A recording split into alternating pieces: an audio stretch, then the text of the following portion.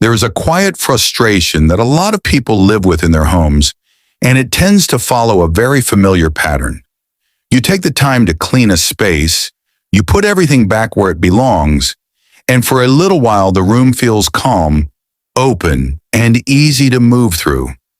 But then, without anything significant changing, that same space slowly begins to feel crowded again. And before long, you find yourself dealing with the same small pockets of disorder, almost as if the room has a way of returning to it on its own.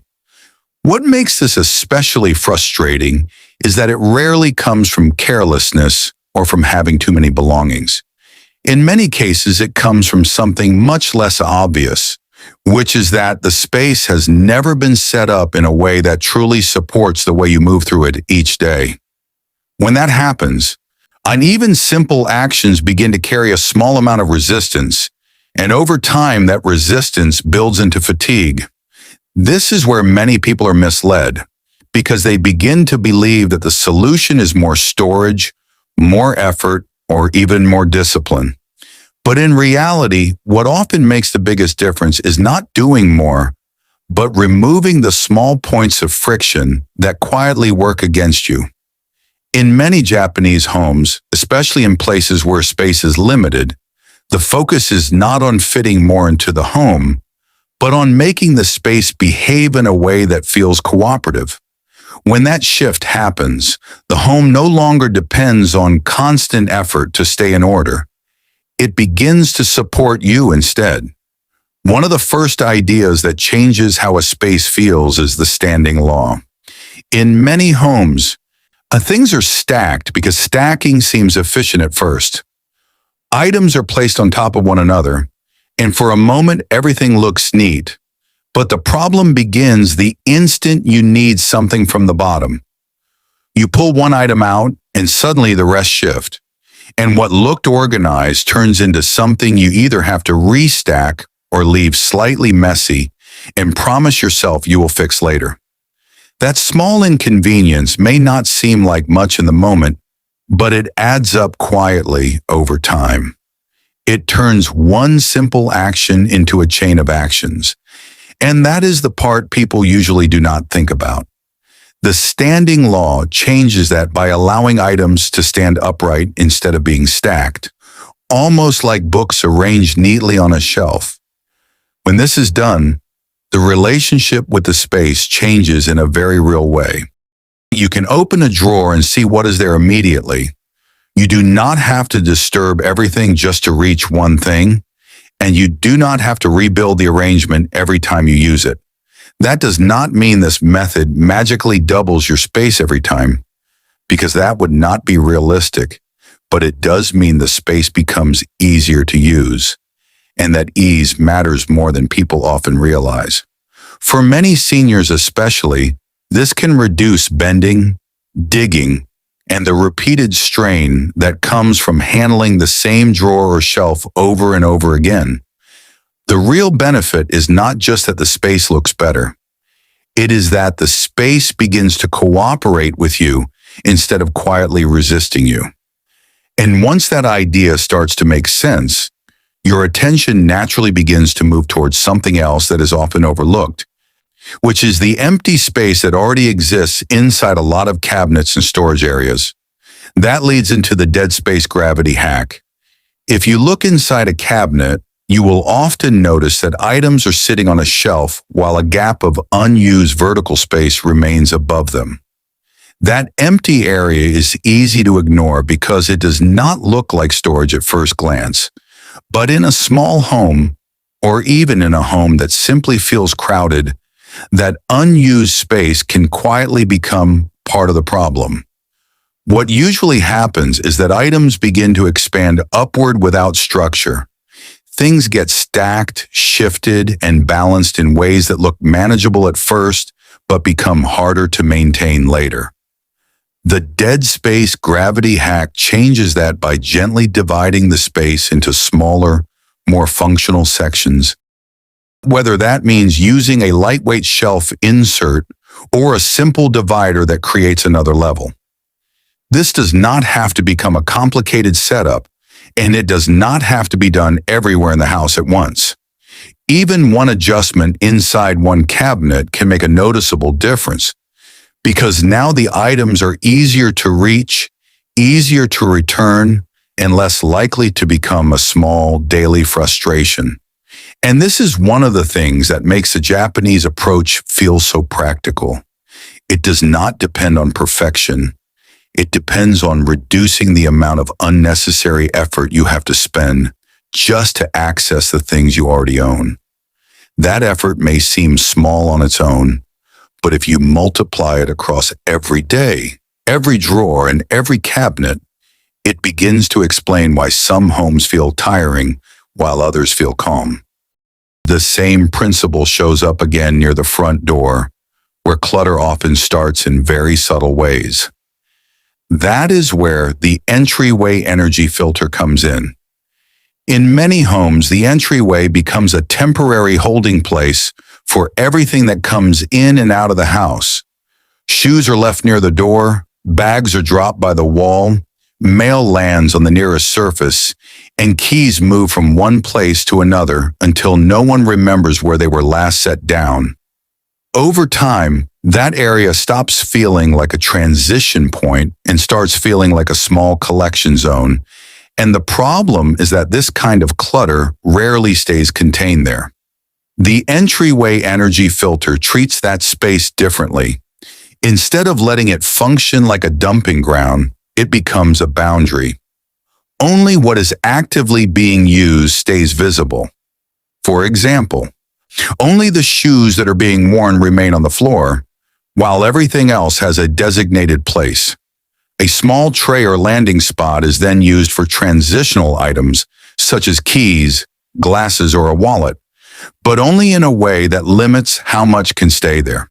This does not mean the entryway will always remain perfectly clean, because that would not be realistic. Life still happens, people still come and go, and some days will be more scattered than others. But the point is that this creates a stopping point. It keeps clutter from spreading too far into the home, and for many seniors, it also makes the entrance safer by reducing loose items that could become a tripping hazard.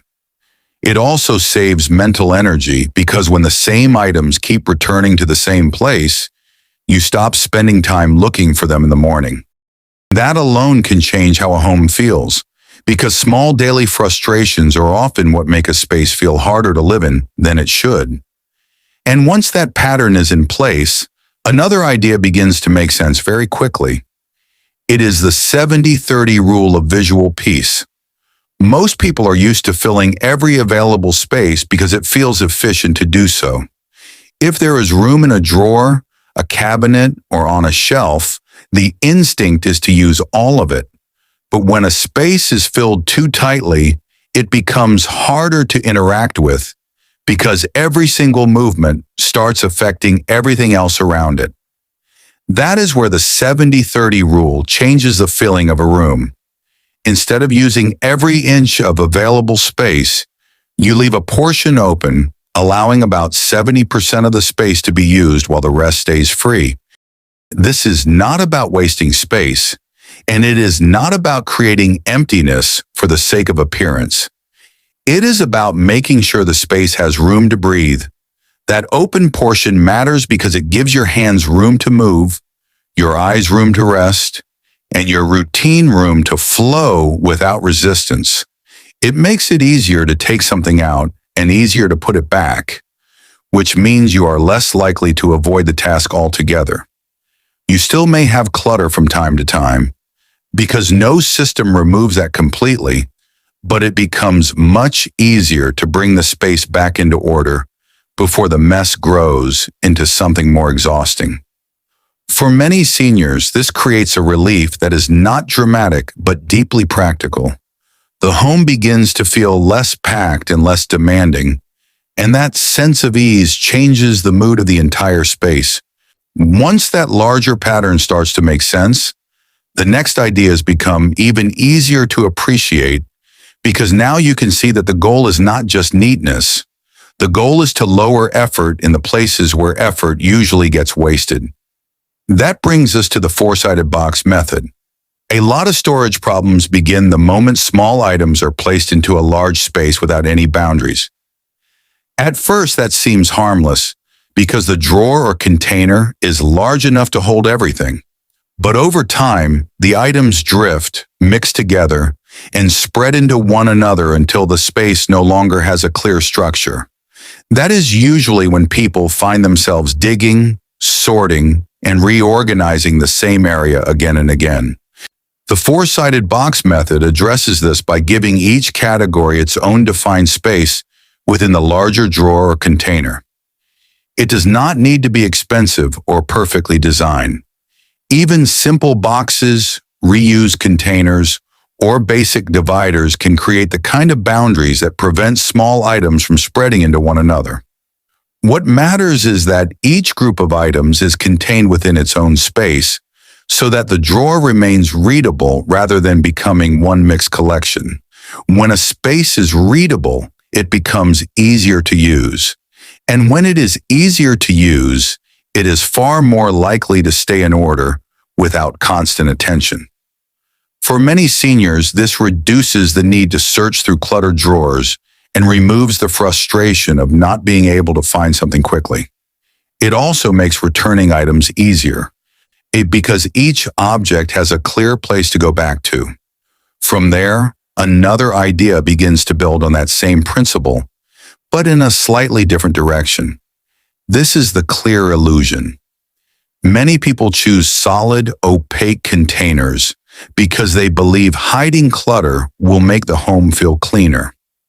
While that can work visually for a short time, it often creates a different problem. When you cannot see what is inside a container, you begin to forget what you already have. That leads to buying duplicates, overlooking items, or allowing things to sit unused. The clear illusion offers a more balanced approach.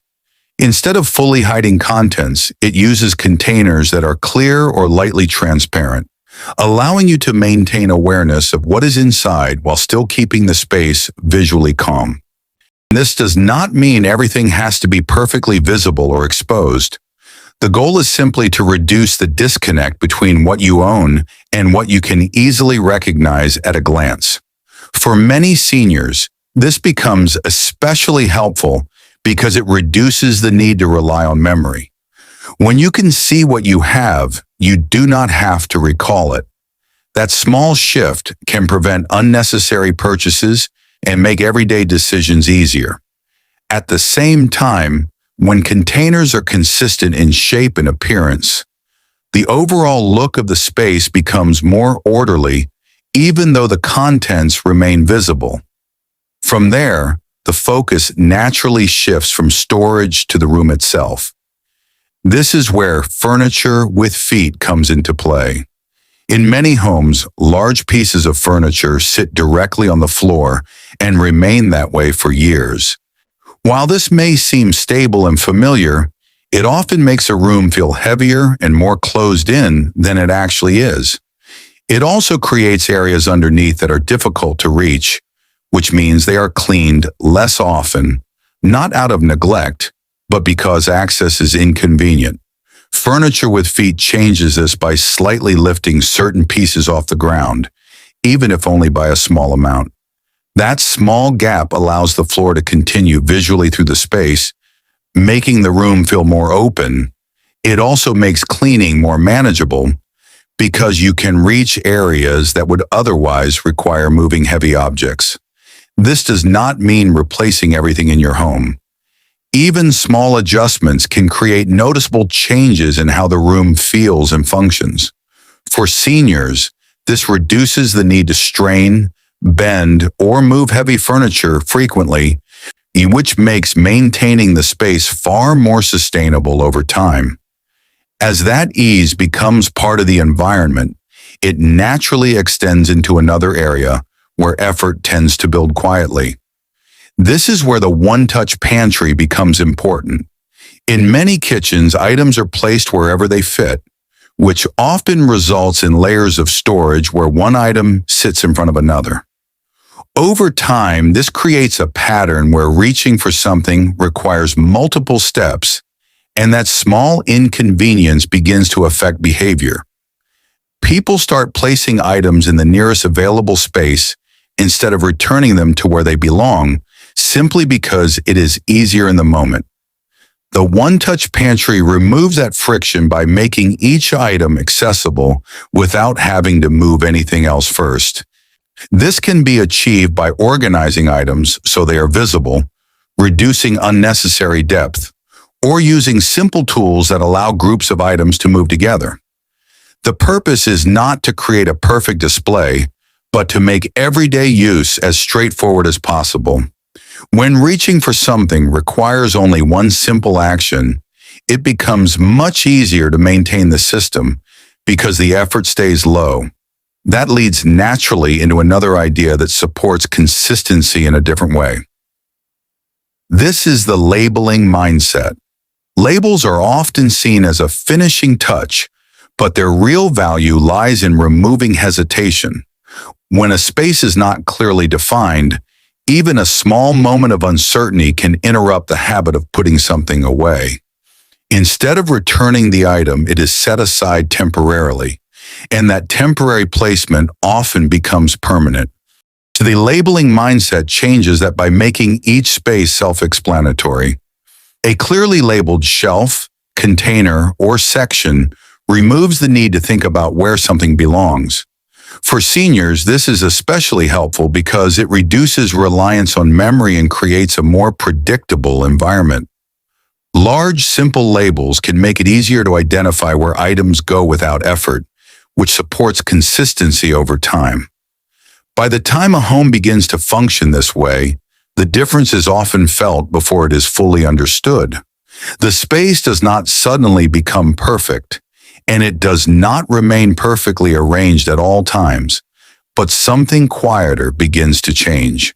The home starts to feel easier to move through, easier to maintain, and far less demanding in the small moments that usually go unnoticed. That is where the 5-minute reset becomes such an important part of the system. Even the most thoughtful setup will still experience moments of disorder because daily life is never completely predictable. Items will be left out, surfaces will become temporarily cluttered, and routines will occasionally be interrupted. That is not a failure of the system. It is simply part of living in a real home. The difference lies in how those small disruptions are handled. The 5-minute reset introduces a short, consistent moment in the day where the space is gently returned to a functional state. This does not involve deep cleaning or reorganizing entire rooms. Instead, it focuses on restoring a few key elements, such as returning items to their usual place, clearing surfaces that tend to collect things, and reestablishing the basic structure that supports everything else. It is important to be realistic about this. There will be days when it is skipped, and there will be times when the space still feels slightly out of place. What makes this work is not perfection, but consistency over time. Because the effort is small, it becomes repeatable, and because it is repeatable, it prevents small disruptions from growing into larger problems. Most organizing systems fail because they require too much effort to maintain. People can put in a large amount of energy once, but if the system depends on that same level of effort every day, it slowly breaks down. The 5-minute reset works differently because it fits into real life without adding strain. And when it is supported by everything else in the system, the effect becomes much more noticeable. When the standing law makes items easier to access, when the dead space gravity hack reduces wasted space, when the entryway energy filter keeps clutter from spreading, when the 70-30 rule leaves room for movement, when the 4-sided box method creates clear boundaries, when the clear illusion keeps your belongings visible enough to stay aware of them, when furniture with feet makes cleaning easier, when the one-touch pantry removes unnecessary steps, and when the labeling mindset removes hesitation, the 5-minute reset becomes a simple habit that keeps all of those pieces working together. At that point, what you have is not just an organized home, but a system that quietly supports you without constant effort. And that is where the deeper change begins to show itself. And a home that works this way does not depend on perfect discipline, and it does not demand large bursts of energy to stay in order. It allows small actions to be enough, and over time, those small actions create stability. This does not mean the home will never become cluttered again. It will. That is part of everyday living. But the difference is that clutter no longer spreads as easily, and it no longer takes as much effort to bring things back into balance. For many people, especially seniors, this shift matters in a very practical way. It reduces physical strain, lowers mental fatigue, and removes the quiet pressure of feeling like the home always needs to be fixed. Instead of feeling like something you have to manage constantly, the home begins to feel like something that supports your daily rhythm. If you are thinking about where to begin, it helps to keep the starting point simple and realistic. You do not need to apply every idea at once, and you do not need to change everything in a single day. In fact, trying to do too much at once often leads to frustration. It is usually better to begin with one area that has been quietly difficult to use. It may be a drawer that never seems to stay in order, a cabinet that requires too much rearranging, an entryway that collects items too easily, or a shelf that always feels slightly overfilled. When one area becomes easier to manage, it creates a small sense of progress, and that progress naturally makes it easier to approach the next area. There is no need to rush, and there is no need to aim for perfection. What matters is that each change reduces effort instead of adding to it. And over time, those small changes begin to shape a home that feels calmer, more supportive, and far easier to live in. If one of these ideas stood out to you more than the others, it is worth paying attention to that, because the one that feels most relevant is often the one that will make the biggest difference in your own space.